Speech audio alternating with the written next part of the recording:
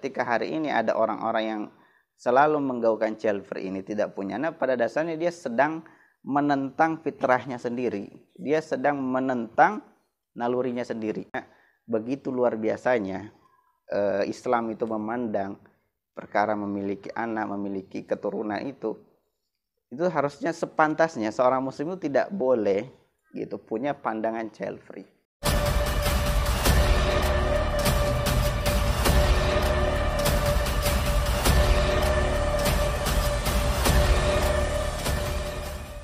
Bismillahirrahmanirrahim. Assalamualaikum warahmatullahi wabarakatuh.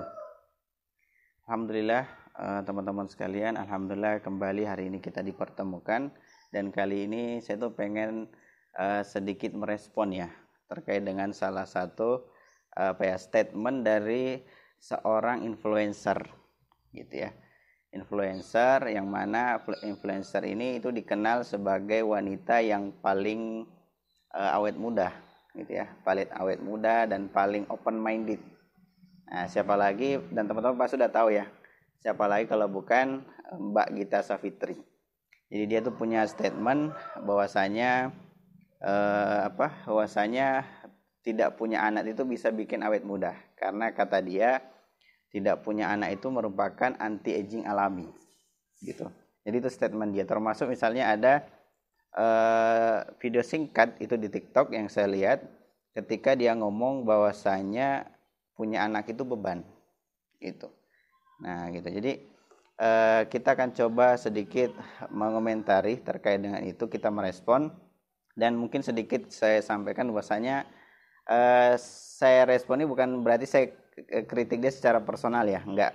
Saya enggak kritik dia secara personal, artinya kalau memang dia pengen child free nggak mau punya anak, silakan aja, itu urusan dia.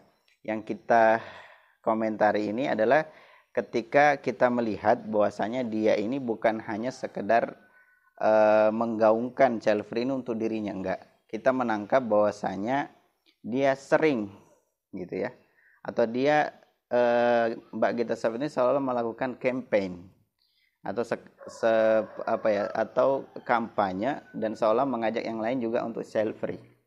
Nah, ini yang kemudian kita ingin tolak sebenarnya. Kenapa? Karena bagi saya gini, bagi saya pandangan child free atau pandangan tidak ingin punya anak ini sebetulnya merupakan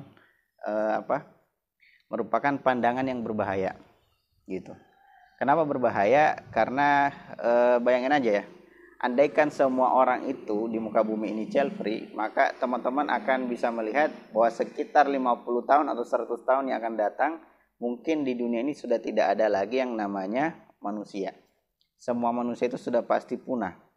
Kenapa? Karena sudah semua manusia memilih untuk child free. Atau nggak usahlah semua manusia. Andaikan misalnya ada status di TikTok itu yang menulis begini, andaikan Nabi Adam sama Hawa itu memilih untuk child free, maka apa yang terjadi? Gitu. Maka apa? Maka tentu secara otomatis kita semua pasti sudah tidak ada di muka bumi ini. Kenapa? Ya karena kita semua ini anak-anak cucu Adam. Gitu. Jadi pandangan child free ini adalah pandangan yang berbahaya. Dan teman-teman harus tahu ya, bahwasanya masalah child free ini kalau dibiarkan gitu ya, child free ini, orang-orang yang child free terus mengkampanyekan ide child free ini, maka teman-teman harus tahu bahayanya itu akan mengakibatkan child free ini, pandangan child free ini akan mengakibatkan yang namanya depopulasi, atau akan mengakibatkan yang namanya krisis populasi gitu. Apa itu krisis populasi? Yaitu ada terjadi penurunan jumlah penduduk gitu. Nah, ini yang biasanya terjadi misalnya di negara-negara besar, atau misalnya kayak di mana, kayak di Korea Selatan, atau misalnya kayak di Jepang. Nah, ini saya kasih contoh misalnya kayak di Jepang. Di Jepang itu mengalami yang namanya depopulasi. Terjadi penurunan jumlah penduduk. Kenapa bisa? Ya karena angka kematian itu ternyata lebih banyak daripada angka kelahiran. Gitu. Sehingga Jepang hari ini tuh mengalami yang namanya penurunan jumlah penduduk. Gitu. Jadi lebih banyak orang mati ketimbang kelahiran. Kenapa nggak banyak yang lahir? Ternyata pertama, anak-anak muda di Jepang itu mereka nggak mau nikah, gitu. Mereka lebih senang hidup melajang gitu ya. hidup tidak memiliki anak. Tidak menikah gitu ya. Jadi mereka tuh menyukai hidup dengan single gitu, sendirian, tidak ingin menikah gitu. Itu pertama. Yang kedua, kalaupun mereka menikah, nah ternyata mereka nggak mau punya anak gitu. Jadi itu akhirnya Jepang hari ini tuh mengalami yang namanya depopulasi atau mengalami yang namanya penurunan jumlah penduduk. Bahkan kemarin itu kan ada data tuh, ada 9 juta rumah yang terpaksa, rumah kosong ya, ada 9 juta rumah kosong di Jepang itu terpaksa diambil alih oleh pemerintah. Kenapa diambil alih? Karena sudah nggak ada pewarisnya gitu. Jadi sudah kosong rumah itu, sudah nggak ada pewarisnya, orang-orang di situ sudah meninggal dan tidak ada anak-anaknya itu gitu. Jadi ini bayangkan ya, itu bahaya daripada child free ini. Maka sekali lagi saya tekankan bahwa saya nggak ngeritik Mbak Gita Savitri ini secara personal ya. Maksudnya kalau memang dia mau child free silakan aja gitu. Tapi yang kita tolak ini ketika dia selalu seolah mengkampanyekan, mengajak yang lain untuk hidup seperti dirinya atau child free gitu ya. Nah, ada beberapa hal yang saya pengen catat di pembahasan kali ini terkait dengan child free ya. Jadi pertama itu saya pengen bahas bahwasanya pertama itu adalah pengen punya anak atau ingin punya anak itu sebetulnya itu merupakan fitrah manusia gitu. Jadi sudah ada dalam diri manusia itu ada rasa keinginan, atau kalau kita bahas dalam diri manusia itu ada yang namanya naluri. Nah, naluri ini itu kan kita bahas Pak. Naluri atau goriza itu ada 3. Di dalam Islam itu ada 3, yaitu gorizatu tadayun. Jadi naluri beragama. Jadi orang itu, setiap diri manusia itu punya yang namanya naluri dalam dirinya itu untuk senantiasa beragama atau dia ingin menuhankan sesuatu. Jadi itu naluri. Yang kedua ada yang namanya gorizatu bako atau naluri mempertahankan diri. Gitu. Jadi kalau misalnya kayak kita diserang sama musuh, maka kita juga pengen melawan gitu kan. Kita pengen membela diri. Itu namanya naluri. Atau misalnya kita diejek sama orang. Kita diejek sama orang, maka kita juga pengen nonjok orang itu. Nah, itu namanya gorizatu bako. Nah, yang terakhir itu ada yang namanya gorizatu nau atau goriza atau naluri mempertahankan keturunan atau melestarikan keturunan. Nah, inilah implementasinya ini. Nah, itu bisa misalnya kita seorang laki-laki suka sama perempuan atau seorang perempuan itu suka sama laki-laki. Itu implementasinya termasuk ingin punya anak gitu. Ingin punya anak itu naluri dari gorizatu nau atau naluri mempertahankan keturunan dalam diri kita. Itu naluri. Jadi akan ada itu di setiap manusia, itu pasti ada. Jadi ini bersifat universal. Semua manusia itu punya naluri ini. Gitu. Jadi itu fitrah. Makanya di dalam Al-Qur'an itu kan Allah Subhanahu wa taala itu kan jelas menjelaskan kepada kita dalam Quran surah Al-Imran ayat 14, Allah Subhanahu wa taala berfirman, zuyyina lin-nasi hubbus syahwati minan nisa wal banin. Gitu. Jadi kata Allah, dijadikan indah pada pandangan manusia itu terhadap apa-apa yang diingini. Yaitu misalnya wanita-wanita, nisa, dan wal banin, dan anak-anak. Gitu. Jadi memang itu sudah naluri. Naluri kita ketika misalnya kita ingin punya anak, itu naluri. Sesuatu yang fitrah. Nah, fitrah dalam artian itu sudah terinstal dalam diri manusia, siapapun dia. Gitu kan? Jadi itu manusia. Makanya ketika hari ini ada orang-orang yang selalu menggaungkan child free ini, tidak punya anak, pada dasarnya dia sedang menentang fitrahnya sendiri. Dia sedang menentang nalurinya sendiri. Karena itu naluri itu fitrah dia. Makanya Buya Yahya itu ketika ditanya tentang child free ini, beliau mengatakan bahwasanya orang-orang yang child free ini sebetulnya fitrahnya rusak.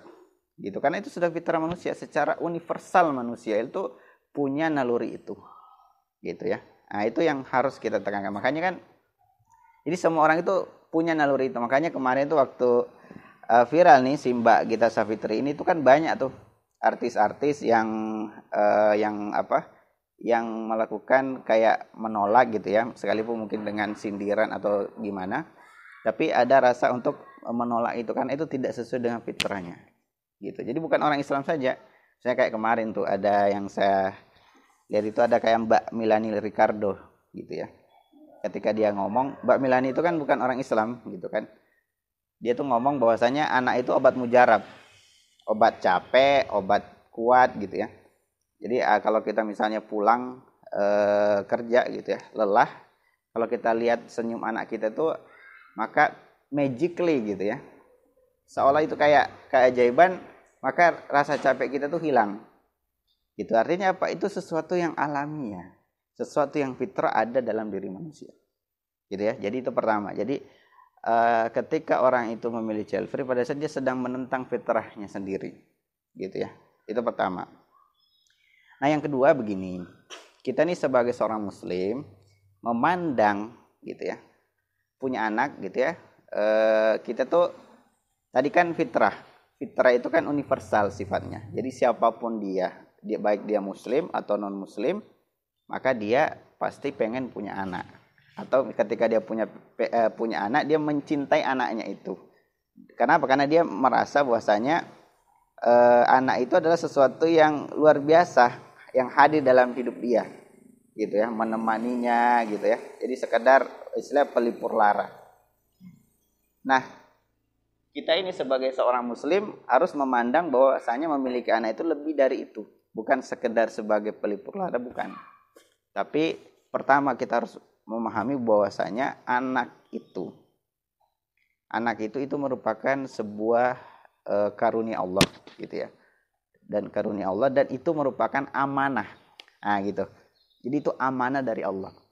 Ketika Allah itu memberikan anak kepada kita, itu pada dasarnya itu amanah. Amanah apa? Ya tentu harus kita gunakan. Kita harus mendidik anak itu supaya sesuai dengan apa yang Allah mau. Gitu. Apa yang Allah mau dari diri kita? Ya tentu sebagaimana dalam Quran surat Az-Zariyat itu. Allah Subhanahu wa taala berfirman, "Wa ma khalaqtul jinna wal insa illa liya'budun." Kata Allah, tidaklah kami, kata Allah, menciptakan jin dan manusia itu kecuali untuk beribadah. Beribadah kepada Allah Subhanahu wa taala. Maka hari ini ketika misalnya kita punya anak, maka kita harus mendidik anak kita itu agar apa? Agar anak kita itu beribadah kepada Allah. Gitu. Jadi itu. Jadi kita harus mendidik anak kita itu karena kenapa? Karena itu tadi, ini adalah amanah. Anak itu adalah amanah dari Allah yang Allah titipkan kepada kita untuk kita didik anak itu. Gitu ya. Itu pertama. Yang kedua, anak ini kita harus memandang bahwasanya anak ini itu merupakan investasi. Nah, gitu ya. Jadi kita sebagai seorang muslim itu menganggap bahwa anak ini adalah investasi, baik investasi dunia maupun investasi akhirat. Kalau misalnya kita punya anak, ya mungkin kalau investasi dunianya ya, mungkin kalau kita udah tua ada yang ngerawat kita. Ada yang ngerawat kita, atau minimal kalau kita sudah nggak bisa kerja di hari tua, ada anak yang ngasih uang. Atau misalnya ada anak yang kita suruh kasih masuk motor kalau malam gitu. Jadi itu investasi dunia. Nah, akhiratnya, investasi akhirat itu lebih lagi. Anak itu juga investasi akhirat. Kenapa? Karena ketika kita mati, dalam hadis riwayat Muslim itu kan jelas tuh. Jadi Rasulullah SAW itu kemudian bersabda gitu ya. Di dalam hadis riwayat Muslim itu dari Abu Hurairah bahwasanya Rasulullah bersabda, apabila manusia itu meninggal dunia, maka terputuslah amalnya.